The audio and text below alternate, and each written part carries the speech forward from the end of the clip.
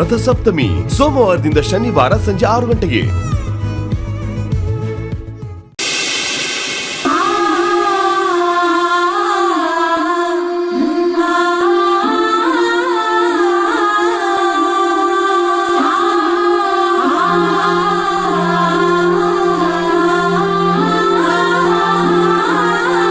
ಸರಿ, ನಿನ್ಗೇನಾಯ್ತು ಅಂತ ನೀನ್ ನನ್ಗೆ ಹೇಳ್ತೀಯಾ? ಯಾಕೆ ಈ ಪರಿಸ್ಥಿತಿಯಲ್ಲಿದ್ಯಾ ನೀನು? ನಾನ್ ಚೆನ್ನಾಗೇ ಇದೀನಲ್ಲ, ನನ್ಗೇನಾಗಿದೆ? ಯಾಕೆ ನಾನ್ ನೋಡಿದ್ರೆ ಹುಚ್ಚಿ ತರ ಕಾಣಿಸ್ತಿದ್ದೀನಾ? ಚೆ ನಾನು ಆ ತರ ಕೇಳ್ತಾ ಇಲ್ಲ. ಆದ್ರೆ ನಿನ್ನ ನೋಡಿದ್ರೆ ಎಲ್ರೂ ಮಾತಾಡ್ತಾರಲ್ಲ, ನೀನೇನೋ ತಪ್ಪು ಮಾಡಿರೋ ತರ. ನನ್ಗ ಆ ತರ ಅನ್ನಿಸ್ತಾ ಇಲ್ಲ, ಅದಕ್ಕೆ ಕೇಳ್ತಾ ಇದ್ದೀನಿ. ಹೇಳು, ಏನಾಯ್ತು ನಿನ್ಗೆ?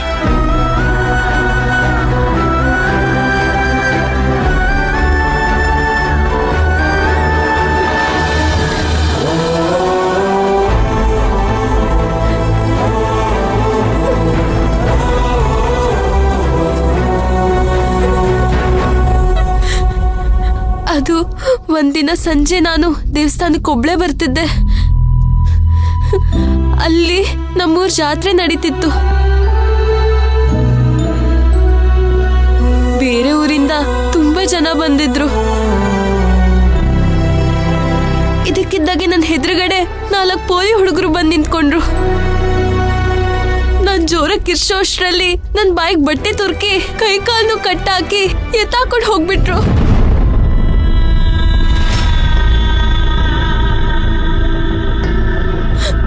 ಆಮೇಲೆ ಏನಾಯ್ತು ಅಂತ ನನ್ಗೆ ಗೊತ್ತಿಲ್ಲ.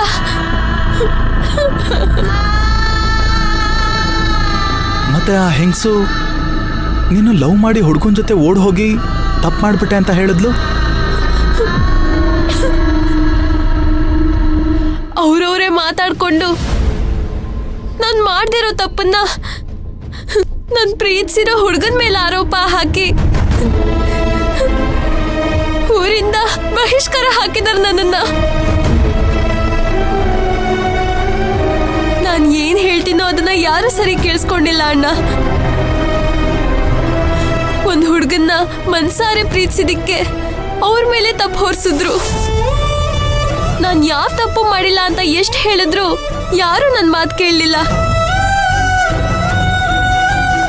ನನ್ ಹುಡ್ಗನ್ ಜೊತೆ ಸೇರಿ ತಪ್ಪು ಮಾಡ್ಬಿಟ್ಟಿದೀನಿ ಅಂತ ಊರಿಂದನೇ ಹೊರಗಡೆ ಹಾಕ್ಬಿಟ್ರು ಅಣ್ಣ.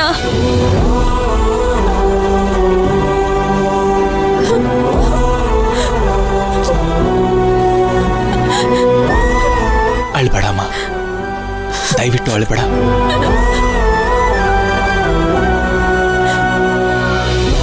ನೋಡು, ಅನ್ಯಾಯಕ್ಕೊಳಗಾಗಿರೋರ್ ಜೊತೆಗೆ ಆಸರಿಯಾಗಿ ನಿಲ್ಲೋದು ನ್ಯಾಯ, ಧರ್ಮ. ಪಾಪ ಏನು ತಪ್ಪು ಮಾಡ್ತಾ ಇರೋ ನಿನ್ಗೆ ಈ ಊರವ್ರು ನಿನ್ಗೆ ಬಹಿಷ್ಕಾರ ಹಾಕಿ ತುಂಬಾ ದೊಡ್ಡ ತಪ್ಪು ಮಾಡಿದ್ದಾರೆ. ಅದಕ್ಕೆ ಅವ್ರ ತಲೆ ಬಗ್ಗಿಸ್ಬೇಕು, ನೀನಲ್ಲ. ನೋಡು, ನಿನ್ ಮನೆಯವ್ರು ನಿನ್ನ ಅರ್ಥ ಮಾಡ್ಕೊಳ್ದೆ ತುಂಬಾನೇ ದೊಡ್ಡ ತಪ್ಪು ಮಾಡ್ಬಿಟ್ಟಿದ್ದಾರೆ. ಒಂದಲ್ಲ ಒಂದಿನ ನಿಜ ಏನು ಅಂತ ತಿಳ್ಕೊಂಡು ಅವ್ರು ಮಾಡಿರೋ ತಪ್ಪೇನು ಅಂತ ಅವ್ರಿಗೆ ಅರ್ಥ ಆಗತ್ತೆ. ಆಗ ನಿನ್ನ ಮುಂದೆ ಅವರೆಲ್ಲ ತಲೆ ತಗ್ಗಿಸ್ಕೊಂಡು ನಿನ್ನ ಮನೆಗೆ ಸೇರಿಸ್ಕೋತಾರೆ.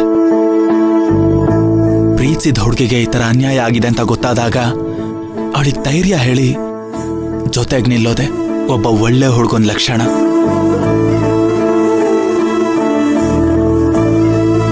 ಅದೇ ಅವನು ಅವಳನ್ನ ನಿಜವಾಗ್ಲೂ ಪ್ರೀತಿಸಿದ್ದಾನೆ ಅನ್ನೋದಕ್ಕೆ ಸಾಕ್ಷಿ. ನಿಜವಾದ ಗಂಡಸು ಅವನೇ.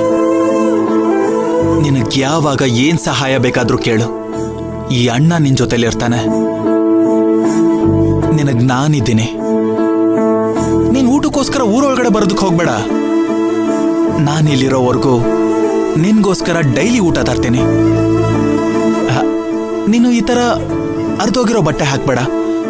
ನಾನಿಲ್ಲಿರೋವರೆಗೂ ಡೈಲಿ ಹೊಸ ಬಟ್ಟೆ ತಗೊಂಡ್ಬರ್ತೀನಿ, ಸರಿನಾ?